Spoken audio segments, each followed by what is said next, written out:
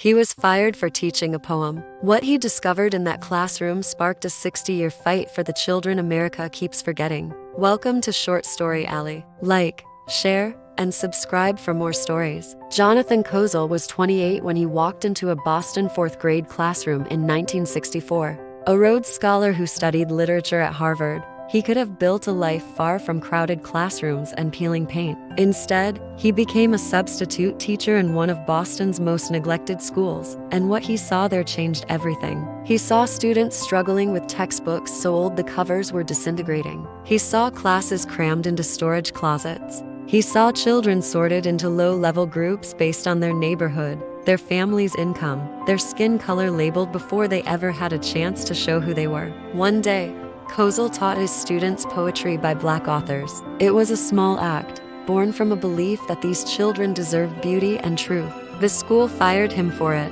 The message was clear: do not raise expectations. Do not disrupt the order. Kozol refused to disappear. He walked through his students' neighborhoods, listened to their families, and learned how schools buried their failures in bureaucratic language. In 1967, he published Death at an Early Age, a devastating account of racial segregation in Boston schools. The book won the National Book Award and forced America to confront a hard truth: separate had never been equal. For the next 5 decades, Kozol traveled across America, visiting schools most people would never see. From the South Bronx to Chicago and Camden, he found the same pattern everywhere. Funding followed wealth instead of need. Children in affluent districts learned in bright, modern spaces, while children in low-income districts learned in buildings that felt abandoned. He documented these findings in powerful books like Savage Inequalities and The Shame of the Nation.